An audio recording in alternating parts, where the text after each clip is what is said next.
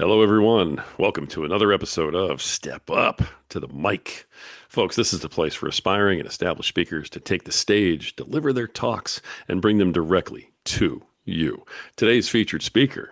I have had the pleasure of speaking with this gentleman previously. I am really excited about him being here today. After 23 years, he is a retired Army Lieutenant Colonel. He's a born-again Christian, an author, a motivational speaker, a servant leader, and he is also, and maybe most importantly, the father to two fantastic daughters, folks. Please welcome to our stage, Ryan Reichert. Thank you, Rory. Greatly appreciate this opportunity to speak to everybody today. Yeah, so Ryan T. Reichert, I'm from Hoople, North Dakota. For those of you out there that do not know, this is Tatertown, USA, and it is certainly in the middle of nowhere, northeastern North Dakota. And I love to take people on this initial journey because it'll really layer you into how we focus throughout our day, throughout our lives, and just completely reestablish ourselves if we've had certain times of trouble, certain times of struggle, and we really need a second chance at how we want to do business in life. Just like Rory said, I have two beautiful young girls. They're now 18 and 20 years old today, so they are young women. And I certainly am really looking to talk to the young men that are listening right now and really want to build their lives in such a way where they can focus. My journey takes you out of small town North Dakota to the University of North Dakota, where I ended up joining the Army. And I got to do 23 wonderful years of service to our great nation and retire as Lieutenant Colonel. Throughout that time, I've had multiple injuries, and therefore I started to have issues with prescription drugs and being addicted to those prescription drugs that were prescribed to me. And I also had a tendency to get low in the bottle. And so I am a recovering alcoholic and prescription drug addict. And so therefore, it's very, very important to me how we focus and are very intentional on how we operate in our day-to-day lives. So after that military career, 23 wonderful years, I was able to take on an amazing role in Fortune 500 America as a risk management advisor, where I had a program that we, looked over $3.5 billion for said company, and it was for us to make sure that we managed all of the risks when it came to that supply chain. When we look at how we take on risk in life, it's something where it's in our day-to-day personal endeavors with our family, our friends, our community, and then it's also how we operate in our profession. And we can focus in all of these areas. And so this is where I love to break down what focus actually stands for. The acronym itself is faith, opportunity, consistency, unconditional kindness, and standard, which equates to the standard. And I like to start with the S first because from my mindset coach, Ben Newman, he has the standard. And it's how we operate every single day of our lives because those that we know as the GOATs or, the greats, the Michael Jordans, the Tom Brady's, the Kobe Bryant's, the Tiger Woods, all these guys out there in sports that we see as being extremely gifted and talented and everything else were just the ones that only operated with their standard. So they showed up an hour before practice. And so they were warmed up, ready to go when there was practice. It didn't matter what happened when they were on the court, on the field, on the course. They had operated in such a way that they had already won because there was nothing that was left on the table previously to that game, that match, whatever they were going into. And so this standard is how we need to look at our lives, not as professional basketball players or football players or golfers, but as men, as those going out there. And how do we win every single day? And in that standard, I've established your 3 daily wins. And what that looks like is having a physical win, a mental win, and a spiritual win, allowing you to win every single day. And the way I coach it is what you do between 5 and 9, locks in your 9 to 5. So when you get those 3 wins in before 9 a.m., it doesn't matter what happens with the rest of your day. You've won. You're a winner. So if you take loss after loss after loss between 9 and 5, all of those no's, let's say you're in sales and your goal is to, have a win from 9 to 5, right? Someone taking on whatever you're selling and purchasing that. How many no's are you going to have to go through to get to that one? And if you set that at 30, well, that means you got 30 calls to make. It doesn't mean like after you get that one win, you stop calling people. You establish the standard as 30 calls. And so the coolest thing about it is your 3 daily wins though allows you to win before 9 a.m. And you start to do that with everything that you start to have happen in your life, non-negotiable. Then we get into the unconditional kindness. Unconditional kindness is something that really doesn't take that much when we're intentional and we create a habit. And what that looks like, it's a 6 step method. We smile, which is step one. Step 2 and 3 normally go together. It's please and thank you. And I'll just give you an example. Head over to the grocery store, and you head in there and you're not sure where the coffee is. And someone's working there and you say, excuse me, would you please let me know where the coffee is? And they come and show you where that's at. And that leads you into step 4 and 5, which is, excuse me, I got ahead of myself. So that was please and thank you. So thank you. And then from there, you're able to go into step 4 and 5. So it's possible where, you end up bumping into somebody and you say, excuse me, I'm sorry, I ran into you. More so, steps 4 and 5 translate into I'm sorry with those that are closest to us and really understanding that we need to say we're sorry. But on the day-to-day basis and being intentional in these habits, it's if you bump into someone, maybe you have the opportunity, you go in front of somebody, you say, excuse me, and I'm sorry that I was in a rush. And then you repeat this all day long. So our unconditional kindness has that ripple effect, that butterfly effect throughout the world, that we intentionally make eye contact with people, we smile, it brightens their day. We end up transforming that into those please and thank yous that continue to allow that kindness to grow and show as we move throughout our lives. And those excuse me and I'm sorry's where we don't allow barriers or walls to be built between us because of misunderstanding. And if we just continue to repeat and do that every single day of our lives, what we see is everyone has a more positive, enlightened way to share their story with the world. And we don't get things confused, which leads into consistency. If we establish that standard in our 3 daily wins and we're unconditionally kind, consistency in doing that every single day opens up opportunities. And those opportunities can look like promotions at work. Your family is so much closer and so much tighter. This doesn't go just for your immediate family, but maybe your extended family, the family that I always wondered, Ryan, he's different.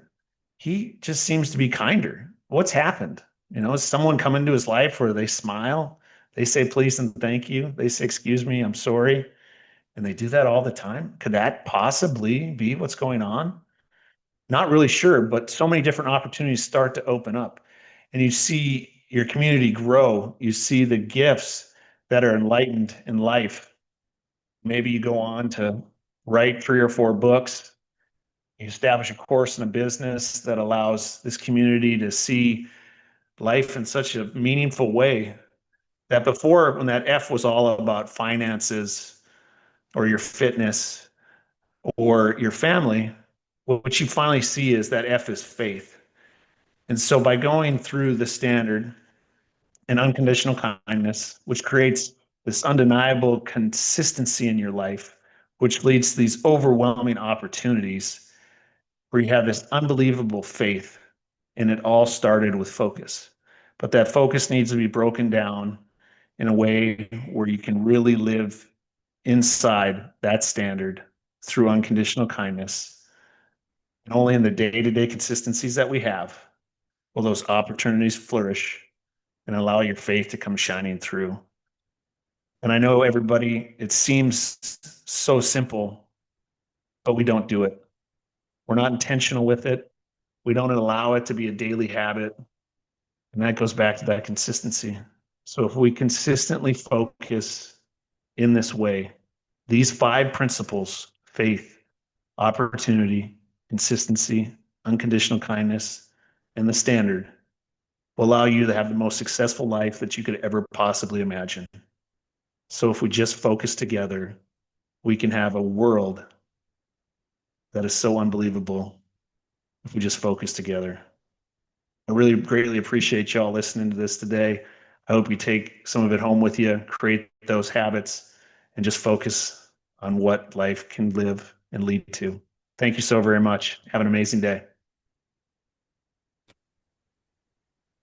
And Ryan Reichert, everybody. Ryan, that was absolutely amazing. I appreciate you putting all that out there for everybody. I do have a couple of questions, if you don't mind a little bit of Q&A on the topic. I love the way it's organized, and from somebody who has a military background like you, I'm not real surprised that it's as organized as it is. Did you have to draw on that military background in order to kind of put this together? How did that help you? Yeah, no, it's really interesting how it came to light. And only through my stubbornness, I would say. It was probably about a year ago. I was starting to go down a TEDx journey. I wanted to take on a TEDx stage. However, this came to light, I do not know. It was probably shortly after finishing up the second book that I wrote, and it was like, maybe I have a story to tell now, and TEDx would be a perfect place to land it. So they sat me down and said, well, we know your faith is extremely important to you. How would this story go? And I was like, well, I get to tell my faith story, right? And they're like, well, we have some limitations on that. When we curate those storytellers or those speakers, it has a tendency to, let's remove the religion side of it. I'm like, okay, I'm very spiritual. I can go spiritual side. And they're like, well, we still would like you to kind of hone it in a little bit more. And I was like, I won't do it. No, if I can't be me, I don't want your stage kind of thing. And they're like, well, isn't there a message here though that you really want out there for the world? And I was like, let me think about it. And it was really interesting because I was transitioning to the third book. And I was like, maybe I'm just supposed to write this third book and not go down this road of TEDx yet. And so I kind of wrote out my story, but it wasn't in such a way that it just seemed open ended. And it didn't kind of reign through with this kindness that is what I talk about today. And that unconditional kindness, I think that's the most important part of the focus, truly, at the end of the day, is that. And it just started to come together as I finished the third book. And uh, at the end of the day, it's, let's get spiritual, the 6 step method to transform your life. And I'm like, huh, okay, I can't say let's get spiritual in this TEDx talk, but what could it be in it? So the title of the TEDx talk was Kindness, the 6 step method to transform our lives. And that's where kind of it came up with just the simple things that my mom taught me as a little boy, right? Smile, which got me into detention more times than not. So thank you, mom, for that. Because everyone thought, me being a little wise butt that was causing trouble. So I did spend a little bit of time in detention for the smile. But she was always say please and thank you, Ryan. And she'd never enable me if we were at like the Dairy Queen and I wanted something like ketchup or whatever it may be. She's like, well, go ask for it. Make sure you say please and then make sure you say thank you. And I think I really struggled with the excuse me and I'm sorry. And I don't know if that was the stubborn Catholic upbringing in me where I'm like, I don't need to apologize for who I am or what I am, even though it was a little different a long, long time ago. But today I realize how important that is in every relationship that I have to actually even, I might not believe that I should have to apologize. Like I'm pretty sure that my side of the street is dirty from character defects that I have and so forth. And it's so powerful to actually want to change that and continue to have a relationship with somebody because, both of our feelings were hurt and my pride, my ego gets in the way of me saying, hey, Rory, I'm sorry. I kind of was a little harsh the way we talked earlier. You like the Minnesota Vikings. I like the Green Bay Packers. It's one of those things. I'm sorry. I'm sorry that's just the way it is, but I think we can still be friends. And if we just keep coming back to that over and over, that to me is kind of how this came. And that was the long story longer, but it was really a year ago where this all started, and it took a long time to curate it in such the principles and the methods together to have it land in less than 15 minutes and not be an hour and a half podcast kind of thing. Interesting. Interesting. I mean, I can see the evolution of it, just through the way you're telling Hmm. the story. So, you spent quite a bit of time, and your focus, for lack of a better word, was very much on the standard, in the way that you spoke about it. And I could tell that that's a big, big, big part of this for you is that standard. Where does that come from? And, why does that mean so much to you? I mean, it certainly comes from my military background. It even comes from my, upbringing and then now recovery journey. But my mindset coach and who I was certified with, Ben Newman, for him, very much so.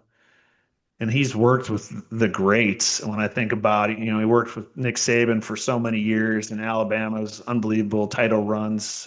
He was at North Dakota State. Unfortunately, I'm a Sioux, not a Bison, but still love him for all those years when they were winning, trophies up there and the lineage that they had. And it goes on and on. Now he's with the Fever and Caitlin Clark as their mindset coach, and he took on in such a way, and he lost his mother when he was really young, and so he looks at every single day is he's worked out for like 7+ straight years, day after day after day, and it's his thing of that the standard that you establish creates that intentionality in how you live. Just like John C. Maxwell, it's like, how do I write 100 books? Well, I write every single day. Like on Christmas? Yes, on Christmas. On your birthday? Yes, on my birthday. What about the third Sunday after Tuesday? Yes, I write on that day too. And so Ben's mantra to us was, what is the standard you're establishing? Because everyone around you will look towards you to go, well, how is Ryan, a best-selling author? How is Ryan a mindset coach? How does, Ryan do this, this, this, this, and this? And it is literally created that in, what was it, 2023, 2024, when I took loss after loss after loss. I was like, I need a win. And how can I win? And it was just like there in front of me where it's just like 3 daily wins: physical, mental, spiritual. And I do that every single day. And I haven't lost now in, I don't know, a couple of years, I think, kind of thing. And that doesn't mean you don't have bad days. Don't get me wrong. I mean, we were joking before we started about, how's everything going? And there is a method to the madness in where today I wasn't able because of my day starting so early and a couple of community things that I had to put my physical right after this. And so that, and there is a tweak in that where then I go the opposite route where I go like, spiritual, mental, or coincide those together. For me, that looks like is this little monster thing here called the phone, for those that can't see it, where, I fast from it because otherwise I won't, get my reading in, which is reading, my Bible and then reading some other form of literature that educates me to allow to apply to the next writing or next speaking that I'll be doing here come April, even though I know we're recording this in March. And so it just is that way of doing business. And I love Ben's way of how he just shapes it because he's had just an unbelievable way of seeing, you just see everybody win out there, like, because it's not talent. Like, we're all given gifts and talents, don't get me wrong, but you know I'll use Michael Jordan just because he's the last one that I've been studying on for this next book I'm writing. And he didn't start playing basketball till he's like 12, but he started playing baseball when he was 6. We know how that career, each of those careers went, right? Like Right. obviously he's the greatest basketball player ever, at least for my generation.